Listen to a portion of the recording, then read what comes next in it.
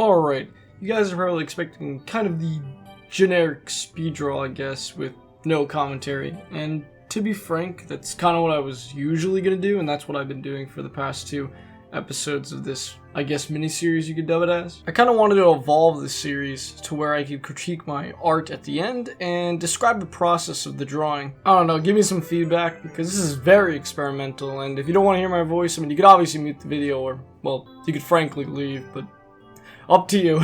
And if you haven't noticed, this video is off script, so be sure to note that. Alright, so I'm kind of just starting out with the basic sketch of the body. I wanted to make this in a laid down position because I think when you start out, you don't want your characters to be extremely stiff. You want them to be in more intricate poses, and I'd never done this pose before, and I think it was fitting for a female character. The reason why I specifically drew this character is because I just recently finished, or at the very least caught up with Dr.Stone, and it's an awesome show. I definitely would recommend it. Something that I want to go over is that by now you've probably seen that I drew the eyes in my basic sketch, and I think they're a little bit too big. This could be an art style, don't get me wrong, but I think a lot of beginners tend to do this because they overestimate the size of the eyes, or they want that to be the focal point of the piece, which most times isn't really a good thing. Also, another thing to take note, if the eyes are bigger than usual, they take up a lot more space on the face. Wow, that kind of rhymed. Anyway, that removes all that space for the forehead, and the forehead is actually supposed to be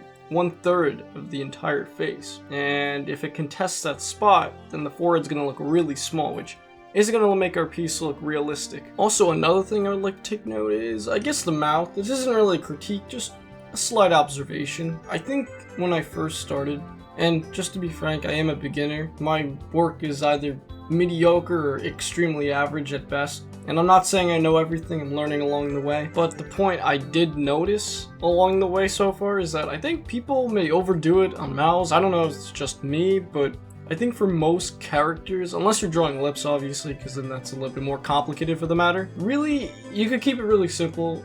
Less is more. That's the best way to go at it sometimes. Probably up to this point in the video, you can obviously see my sketching of the hands is very mediocre, I would say. It's just something that you have to practice over time, and I think a lot of beginners, even including myself, which I am a beginner, like I mentioned before, have a lot of trouble with hands. And that's something I want to go over, because there's no shame. I mean, as long as you work at it and you admit there's issues, then you'll improve that way. As you can see now, we are on the inking phase, and one mistake I definitely regret is the brush I chose. I used a dry ink brush, and I think at first I saw really cool results, but later down the line, the fact that this brush has a bit of a transparency when you draw, a lot of the background colors tend to seep through that. It's kind of hard to describe, but at the end of the day, it kind of made the drawing a little bit shaky, but thankfully, you know, you're not going to be zooming into this photo most of the time, and since that's the case, a lot of those problems aren't too noticeable. As I finish up the inking process, there's a few things that I would like to mention. One thing is that I think I'm going to be studying gesture drawing, which will give more life to the human body. Another thing that I would like to add is I think I'm going to delve in more into perspective, how that affects characters and other minor environmental scenes. I mean, obviously, I know how that can affect buildings and whatnot. That's the most basic example of how perspective works. I mention this because I think at this moment, I just really want to evolve my art style in a way, or to be honest, I don't think I really have a style at the moment. I think it's too early to say that, but I think you get my point. One thing I'm going to mention at this point is that I kind of added the environment later, and I kind of thought about the environment after I drew the character. Now, sometimes this is okay, but I would not recommend this because, well, I think you can obviously tell that depending on how you draw the character, it may not fit well in a specific environment. It should be the opposite. You should make the environment first, or at the very least, conceptualize the environment, and then add the character. I think this issue kind of shows up when I'm trying to sketch this tree in. Personally, I had a lot of struggle with just the background. I'm not even that used to drawing a lot of trees. I think it's really awkward, especially for me. I don't know, there's no reason why that's the case, but I think for a lot of beginners, including myself, it's something that you kind of have to learn past. But I think this is kind of a good thing in disguise. I think this kind of tells me that I need to work on environments, specifically background, perhaps greenery and all that stuff. Recently, I've just been adding background elements into my pieces, and I think it's really helped because I think it kind of tells a little bit of a story alongside it. And also, it's just really good practice too. Also, one thing that definitely helped me draw these trees was references, and I kind of used similar. Okay, to make the texture, I kind of used the way I would make creases on clothing on the trees. I think it turned out okay, but I don't think it's really the way to do it. At this point, I started to get onto the coloring process, and I think overall I'm getting better at coloring. It's not that, I mean, I'm sure it's going to be bad in like a year's term. I mean, I feel like my colors are very flat, but I feel like I was able to mitigate that by, I mean, this is very digital or technical terms. But what I did was I would add a clipping layer, a multiply layer specifically. I would use a hard brush and just completely color over perhaps like a higher saturation, and then I would lower the opacity.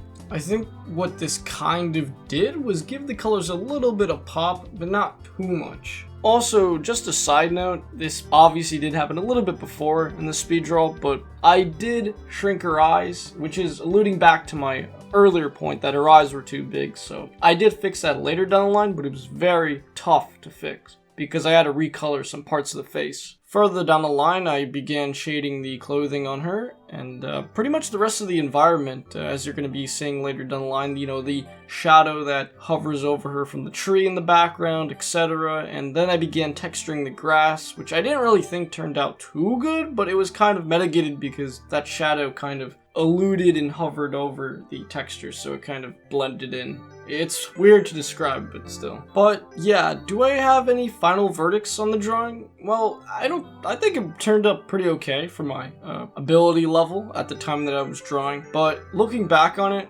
which this recording, this second half was a little bit later in time, and at this current moment, I kind of did start practicing gesture and perspective and form like I did mention earlier in the video, and now looking back on it, it kind of looks stiff. It's okay, it's not terrible, but I could have done a lot better, and I think that's good, because you have to acknowledge the fact that you will do better in the future with something, and I can't wait to one day go back to this drawing and improve. Something that I mentioned earlier in this recording was that I wanted to put her in a specific pose laying down to alleviate that issue of drawing a stiff character, but I really wasn't looking at it in the right way. I mean, you could still have a very stiff character even though they're laying down. Whatever position, they could still look stiff. I didn't notice that until after the piece and towards the end of the recording, as you could see. And that's kind of the beauty of art overall. Your mentality and what you know is always going to be challenged, and that leads to much better work in the future. Well, I'm gonna wrap up things here. I think you guys get the gist of this video, but I don't know, tell me your feedback. Do you like this form of speed drawing? If you want, I could just get rid of the commentary altogether. It was kind of a little bit experimental. Should I write a script for these kind of things? I thought not, because it seems more natural just to be unscripted. But anyway guys, thank you so much for watching, if you did make it to this end of the video of course, and have a wonderful day. Oh, and don't forget to follow my art Instagram. I know, shameless plugin.